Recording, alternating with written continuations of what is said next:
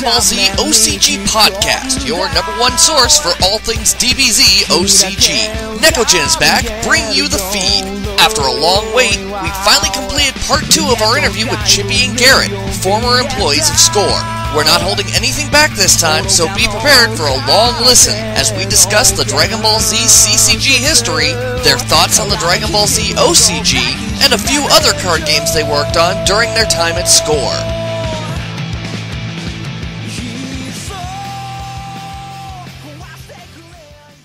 Good evening, Z-Warriors. We're bringing you part 2 of our interview with Chippy and Garrett today. They're here discussing past and present of the Dragon Ball Z's card game. Without further ado, let me reintroduce our special guests. Say hello to Chippy. Hi, guys. And Garrett. What's up, Internet?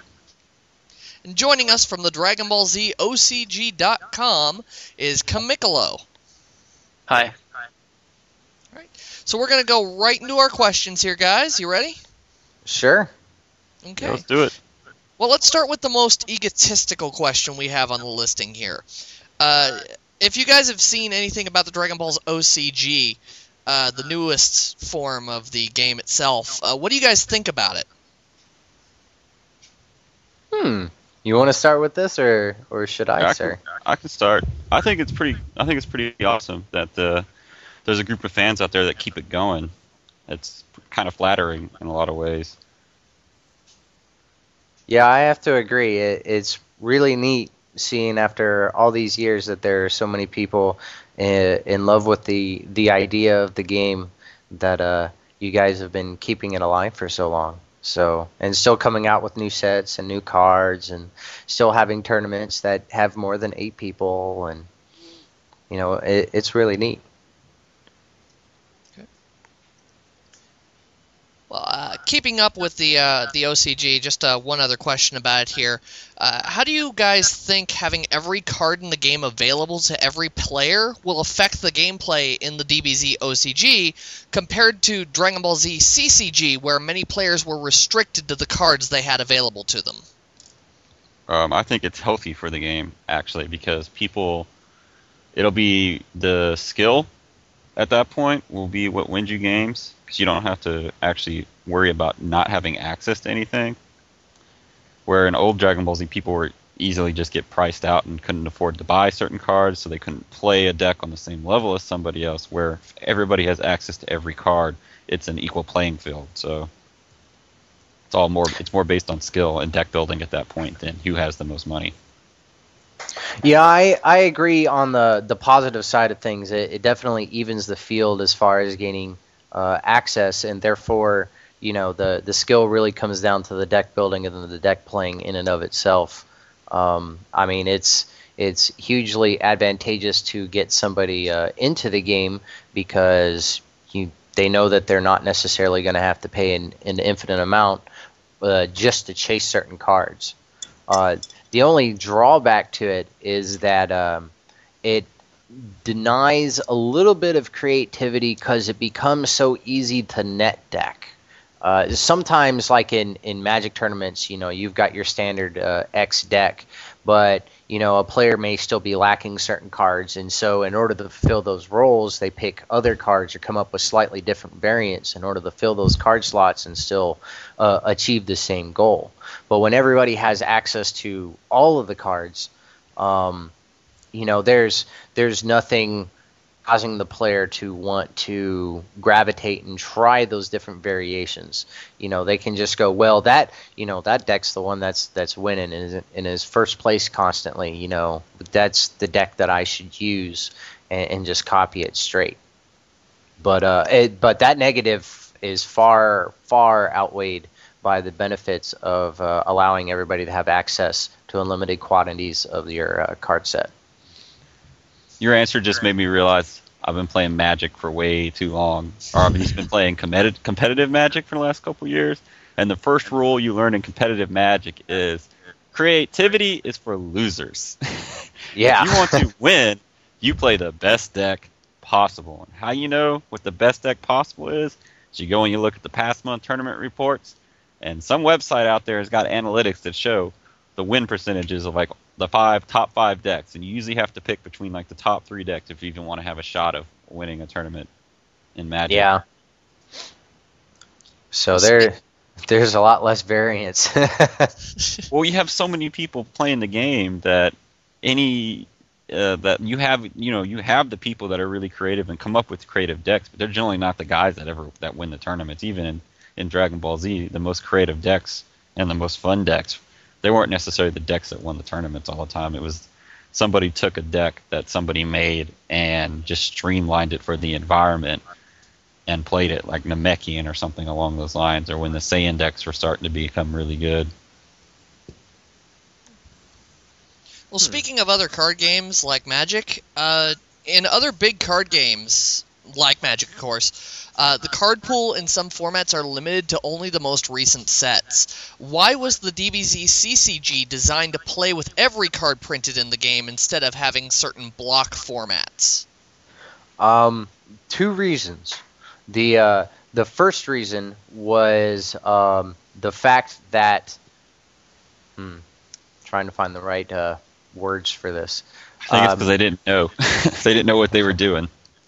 Well, no. When this issue had actually come up with when Chaz Elliott was head of the division, when we started getting towards Kid Buu and beyond, up until then, the idea and reason why this was done was basically because we had to sell cards, specifically Saiyan Saga.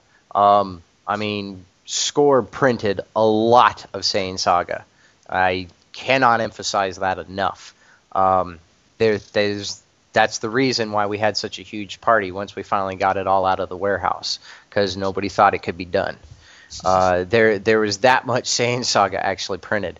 So we couldn't develop a tournament environment that based itself on any type of block or time rotation, that would exclude the Saiyan Saga, because we needed to sell those cards. That was a business fact. If we made the Saiyan Saga not tournament legal, then the value and want of purchasing those cards would have plummeted, and we wouldn't have been able to move that product. And on the same flip coin, we couldn't come up with some type of scheme where we could do everything, but from the 2 years forward, and Saiyan Saga as well. That would look kind of weird. The second reason is because the game was too young. Magic has the nice benefit of being the frickin' granddaddy of the industry and of being around forever and having years upon years upon years, literally generations of players, going through it. When a TCG company, one that actually builds and prints physical cards, you're still really young. Going to something that's like a 2-year type of block only really holds in the last 5 or 6 product lines. And when you're still trying to gather more players inside of your player base, when you're trying to get past the 18-month life cycle that so many people try to peg on the TCGs, you can't necessarily afford to start going, hey, now these cards aren't tournament viable.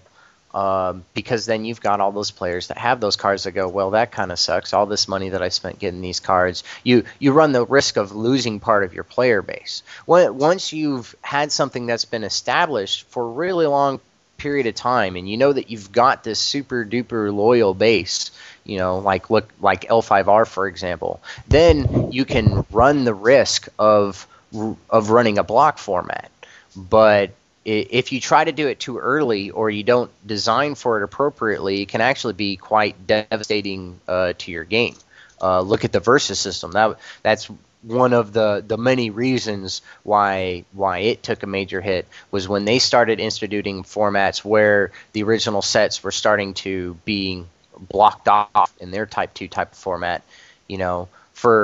For example, like me, when I played the Versus system, I played the Brotherhood, Lost City, super pumping for the win for ridiculous numbers, But now, especially since all the sets were so focused around specific teams and all the older teams only got like 1 or 2 new cards in a set, once that first set was gone, effectively the brotherhood was gone.